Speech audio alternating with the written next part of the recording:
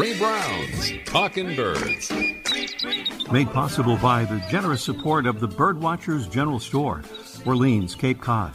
Birdwatchersgeneralstore.com. And by Vortex Optics, with the VIP warranty, their unlimited lifetime promise to keep you and your optic covered. Learn more at vortexoptics.com. And by Brome, where bird feeding meets innovation.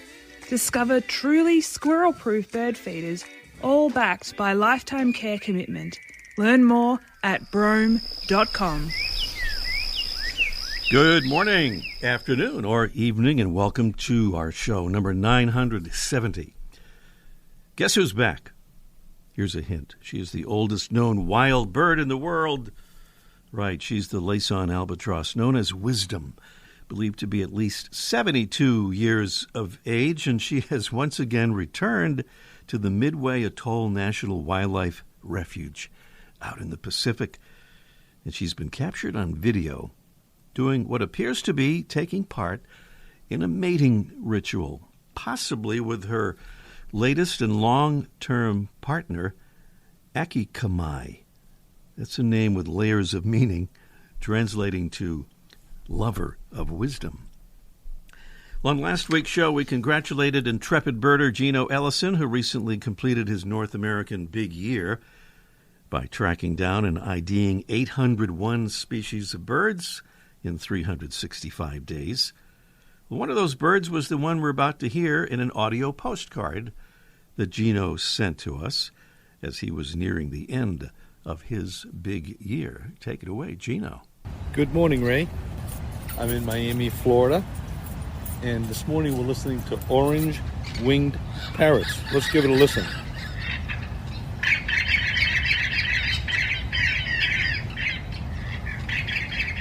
It's a beautiful morning here, Ray. I hope that you're doing well, and I will keep in touch. Take good care. Thank you, Gino. We love getting audio postcards from wherever you are in Miami, Florida, where it's a little warmer than up here in New England or any place else, including your backyard. How to make one? Just grab your smartphone or other digital recording device and do a little description, 30 seconds to a minute maybe, about what you're seeing. And then just send the file, email the file to ray@talkingbirds.com. That's ray@talkingbirds.com for your audio postcard. Well, here's a note that's important that we often forget to mention and has to do with our Mystery Bird contest, and that's this. If you're not hearing our show live and would like to do so that you could, for example, enter our contest, kind of helps to have it be live when you're trying to do that, just go to talkingbirds.com and you'll see how to do it. It's very easy. talkingbirds.com. There's no G in talking. Our live broadcast, by the way, is on Sunday mornings from 9:30 to 10 Eastern Time. Here's a preview of today's contest.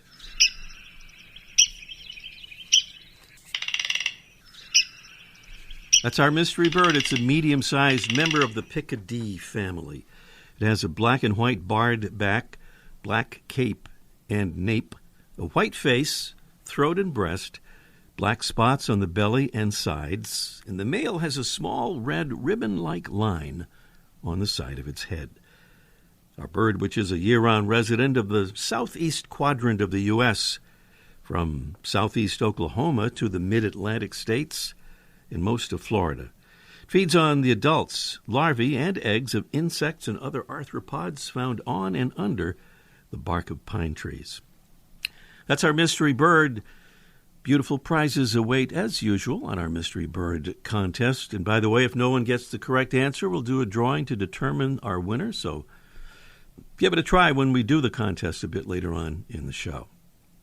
Our friends at Bird Collective say that although birding is a wildlife, you don't have to sacrifice style or comfort when out in the field. And that's why today's prize is a $25 gift certificate for Bird Collective, the one-stop shop for vintage-inspired apparel and unique accessories, all featuring birds.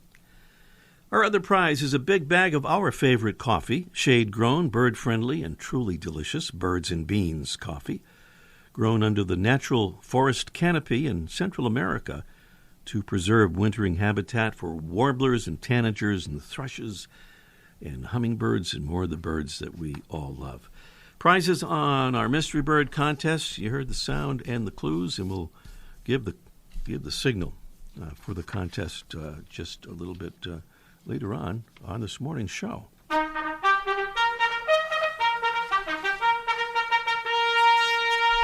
We are most fortunate to still be able to welcome new Talking Birds ambassadors to the show every week, folks who step up and help us spread the word about birds and conservation. And we want to say thank you to Megan Fox from Des Moines, Iowa. Megan says, I'm a first grade teacher, and in my class we have a bird of the week, where the kids learn all about that bird and draw a picture of it. We also have the Cornell Lab sapsucker, or Ontario bird feeder cam, on during class time when we aren't using the smartboard. I looked that up, by the way, and I guess it's kind of a computerized electronic version of a whiteboard. The kids, she says, are becoming birders, and I hope I put a lifetime of birding love into their souls. Sounds like you're doing exactly that, Megan. Thank you so much for becoming a Talking Birds ambassador, and thanks for your kind words about the show. Easy to become a Talking Birds ambassador. It's that same website again, that talkingbirds.com place there, and just go to the Get Involved tab at the top of the homepage to join our ambassadors family. Still to come today, we'll talk with the Audubon Society of Rhode Island's Dr. Charles Clarkson about an exciting avian research symposium that will no doubt draw many attendees from in and far beyond the Ocean State. Also today, Mike O'Connor, who makes his living in the bird feeding business, will join us for a brave Let's Ask Mike segment, almost live from the archive, in which he tackles the topic of whether feeding birds is a good idea. And up next, an owl that has found its way to nearly every continent on the planet is today's featured feathered friend.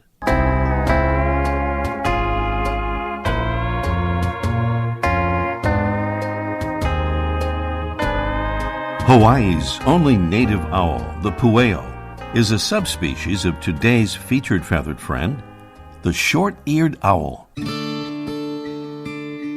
The short-eared is a medium-sized owl with a rounded head and ear tufts that are almost too small to be seen. It's mostly brown and heavily streaked overall, with dark eye patches and a whitish face, and its barred wingtips are visible in flight. The short-eared owl is found on every continent on the planet except for Australia and Antarctica. As that worldwide distribution suggests, short-eared owls travel long distances over land and sea. In fact, there have been numerous reports of the birds landing on ships hundreds of miles from any landmass. Short-eared owls are active during both day and night in nesting season, and they tend to forage in low-light conditions in winter, flying low over the ground and sometimes hovering at heights up to 100 feet. They feed mostly on small mammals, especially mice and voles, but also birds. And in Hawaii, the short-eared owl is known to prey on the endangered Hawaiian thrush. The short-eared owl is one of the few species that seems to have benefited from a destructive process called strip mining, nesting on reclaimed and revegetated mines in areas south of its typical breeding range. Short-ears generally occupy large open areas with low vegetation, including grasslands, agricultural areas, meadows, marshes, and dunes in the summer. Winter habitat is similar, but more likely to include large open areas within woodlots and fresh and saltwater marshes. Partners in Flight lists the short-eared owl as a common bird in steep decline, a category for species that are still too numerous or widely distributed to warrant watch list status, but that have experienced troubling long-term declines. The short-eared owl's need for extensive tracts of open grasslands make them vulnerable to habitat loss and fragmentation from agriculture, livestock grazing, and development. Here are some of the short-ear's puppy-like and other vocalizations.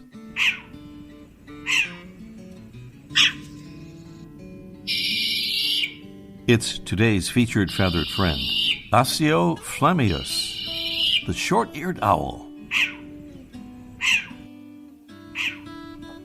Welcome again to our show number 970. Dr. Charles Clarkson is the Director of Avian Research for the Audubon Society of Rhode Island, and he's the driving force behind a very exciting full-day bird and conservation-themed event that I know will draw folks from all over New England and beyond on Sunday, the 4th of February. It's entitled Birds Across New England, the Audubon Regional Conservation Symposium. And Charles Clarkson is here to tell us about it. Good morning, Charles. Good morning, Ray. How are you? I'm well and warmed up. I know you were out there early this morning in some pretty chilly weather, but I guess you're okay now, right? I am, yeah. Finally getting a frigid winter morning here in southern New England. Yeah, just what we want. Well, Charles, please give us a description, maybe to start with, is your job relatively new at Audubon Society as Audubon Society of Rhode Island's Director of Avian Research, and how it led to this symposium, now I believe in its second year. Yeah, no, absolutely. I was fortunate enough to come on board at the Audubon Society of Rhode Island in the fall of 2021 after the organization kind of restructured their strategic plan. And I was tasked with creating an avian research program that is dedicated to establishing a baseline understanding of how birds utilize the roughly 10,000 acres of land that we manage in the state. So this project really entails collecting data on the abundance and distribution of birds throughout the year, understanding the associations that birds exhibit with habitats on our properties, and the creation of highly effective management plans that we can use to help mitigate the declines that we're seeing in many of our bird populations.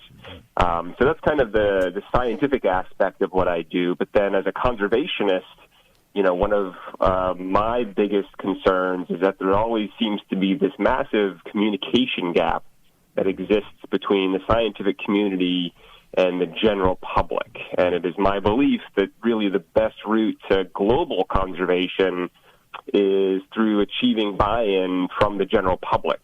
Conservation scientists perform work that allows us to better understand what the major problems facing our wildlife populations are, but in and of ourselves, we're not powerful enough to make the change that is required. So at the Audubon Society of Rhode Island, our aim is to make the general public better stewards of the natural world through more effective communication, so that they understand what the big problems are, the big drivers of decline in many of our bird populations are.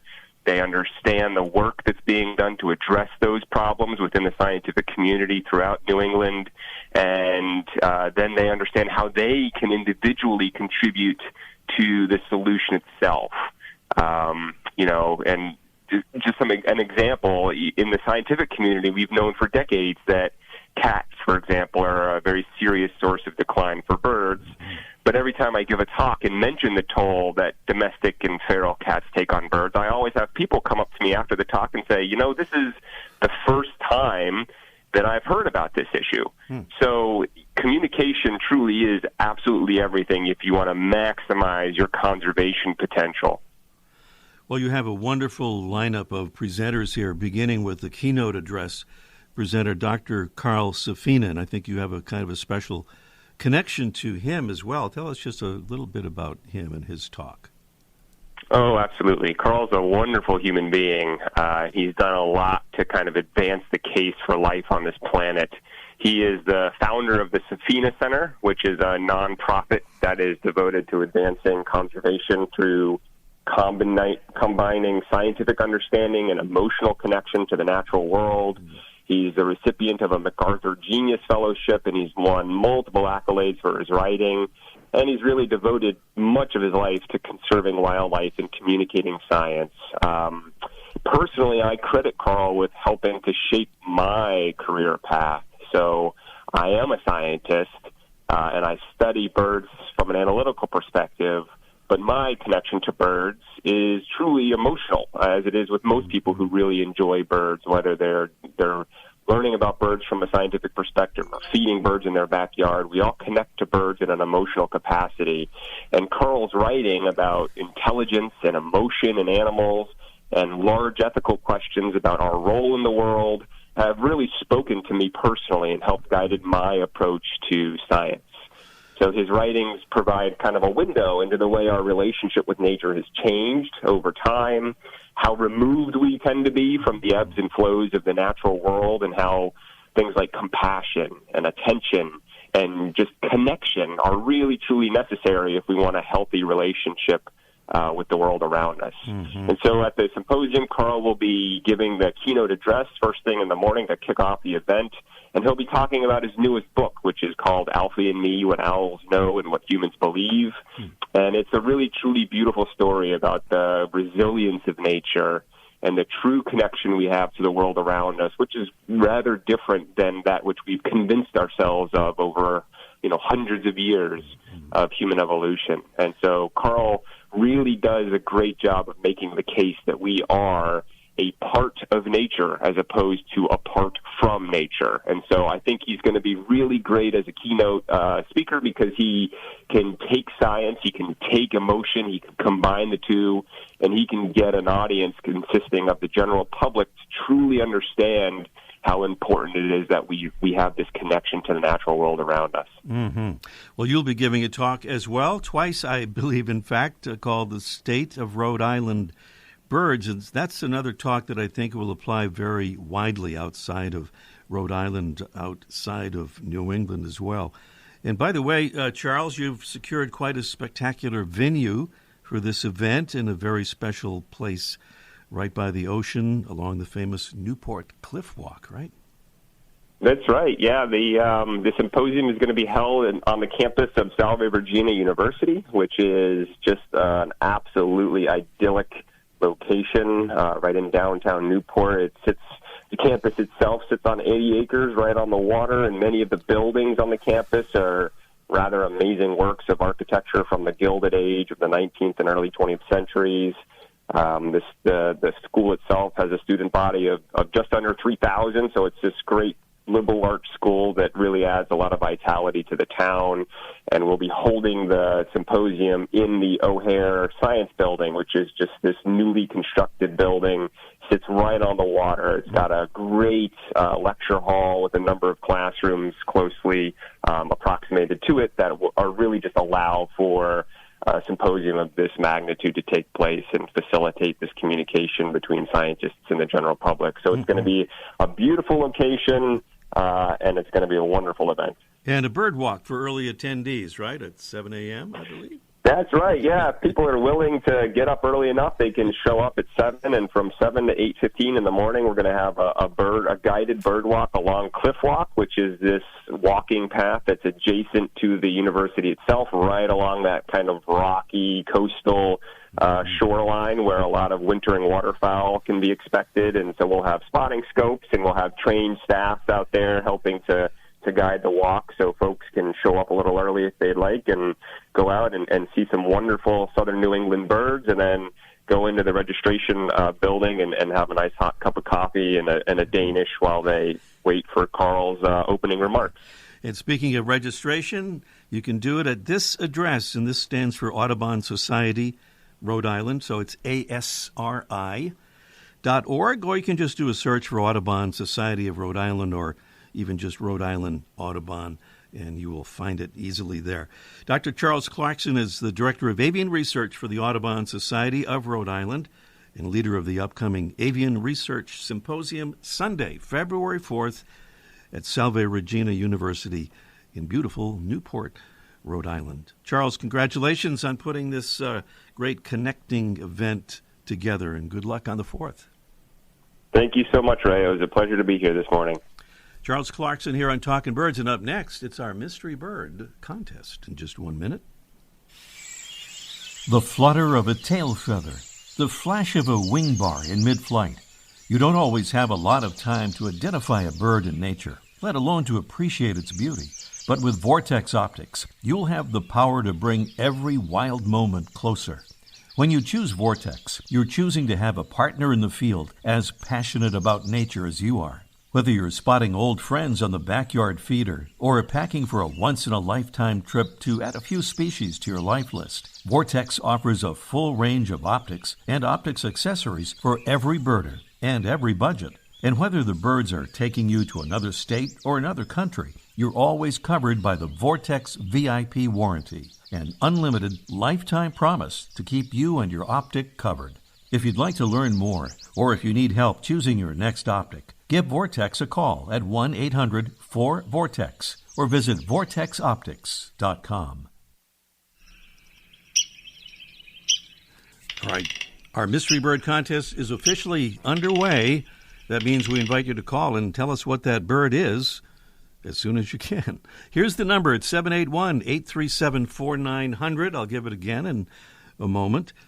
We urge you to call so much so because we run out of time on our show lots of times, and folks call after the show has ended. So call us right now if you can identify this bird or if you'd like to take a guess at it, because a drawing will determine our winner if there's no correct answer.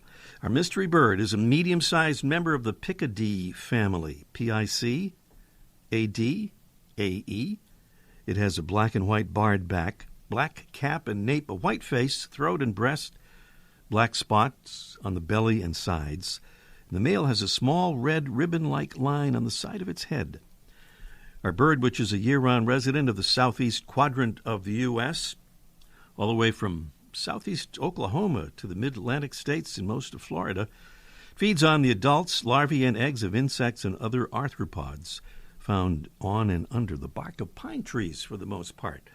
That's our mystery bird. A $25 gift certificate for Bird Collective is one of our prizes, and the other one is a big bag of our favorite coffee, delicious, shade-grown, bird-friendly Birds and Beans coffee. So give a call and give your guess or give us the definitive answer as to what that bird is. And here's that number again. It's 781-837-4900, 781-837-4900 on our Mystery Bird Contest. And up next, that brave report from Mike O'Connor, almost live from the archive. Let's ask Mike in just 1 minute.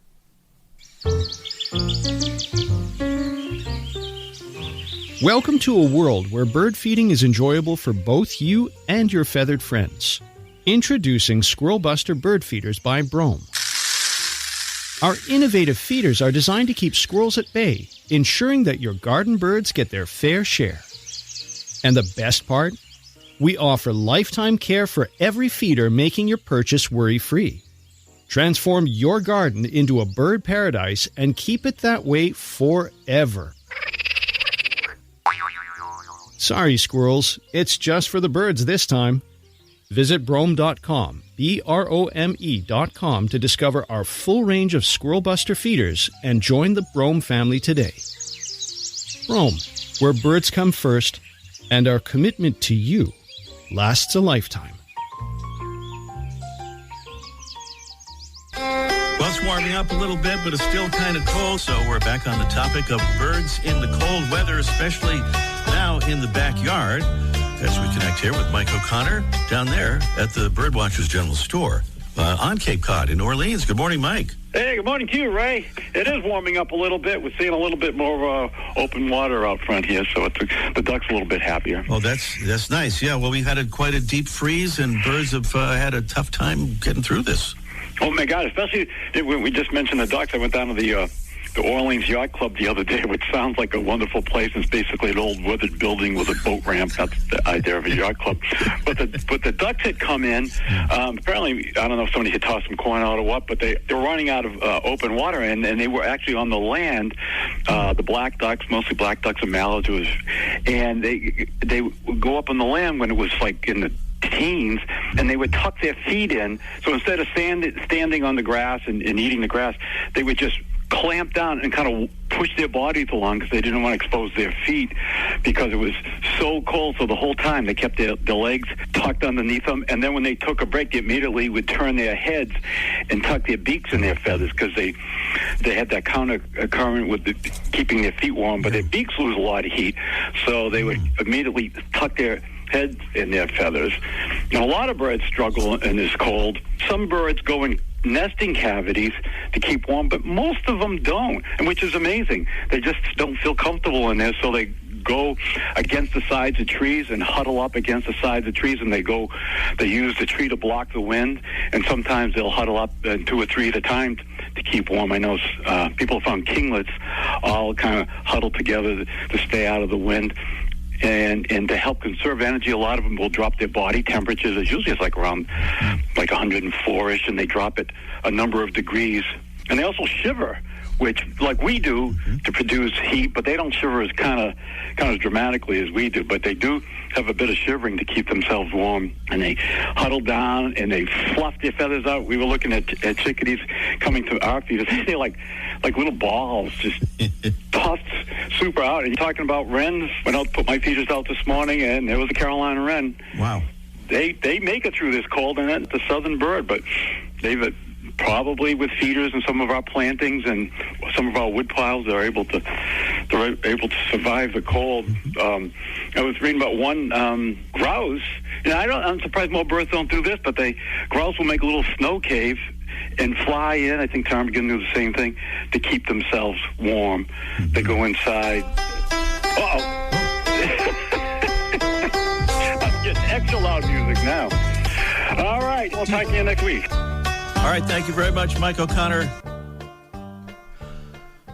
Well, that wasn't the topic we previewed, was it? It was about the whether it's a good idea to feed birds. I just want to make clear, Mike did not chicken out on that topic. We just kind of played the wrong thing there. But we'll have that other topic coming along soon. But we're back to the mystery bird contest and playing the sound of this bird here one more time and seeing who might identify this medium-sized member of the Picadee family. Black and white barred back, black cape and nape, white face, throat, and breast, black spots on the belly and sides. And the real clue, the male has a small red ribbon-like line on the side of its head.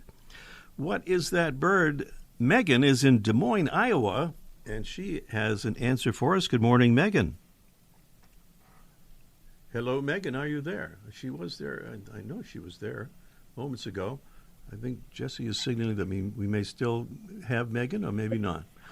One thing I can say about Megan that I know, she was mentioned on our show earlier because she was a recent member or joining member of our ambassadors family. So thank you for that, Megan. Now, her phone was going in and out, so Megan, if you can hear us, just give us a call back. Call us back, Megan, and if you don't remember that number, and we do. It's 781-837-4900. That's 781-837-4900. I want to say another thing about Megan, and that is we just saw this morning that she's also joined our Talking Birds flock. And what that is the Facebook group for Talking Birds listeners. So thank you for that, Megan, and I hope we can get your call through here because we have only a few seconds left. And if not, we are certainly going to award that prize to you. Okay, well, we'll see if we get that call through. Otherwise, just a reminder about our Patreon, the new Talking Birds Patreon. If you'd like to support our show and let us send you some nice perks in the process, just go to patreon.com/talkingbirds. That's patreon.com/talkingbirds. And we also mentioned that Talking Birds flock, and you can go there too. That's a Facebook page, facebook.com/talkingbirds. Too many addresses. Thanks to our amazing Talking Birds team, Debbie Bleacher, Freya McGregor, and our producing engineer, Jesse Wilkins. I'm Ray Brown. And before we go, I have to identify the bird. It's the red... Wait, she's on the phone there. We don't have time to get her call. The red-cockaded woodpecker is our mystery bird. See you next week. The bird show. I like that. I love it. Ray Brown's Talking Birds. Made possible by the generous support of the Birdwatchers General Store, Orleans, Cape Cod. Birdwatchersgeneralstore.com. And by Vortex Optics with the VIP warranty, their unlimited lifetime promise to keep you and your optic covered. Learn more at vortexoptics.com. And by Brome, where bird feeding meets innovation. Discover truly squirrel-proof bird feeders, all backed by lifetime care commitment. Learn more at brome.com.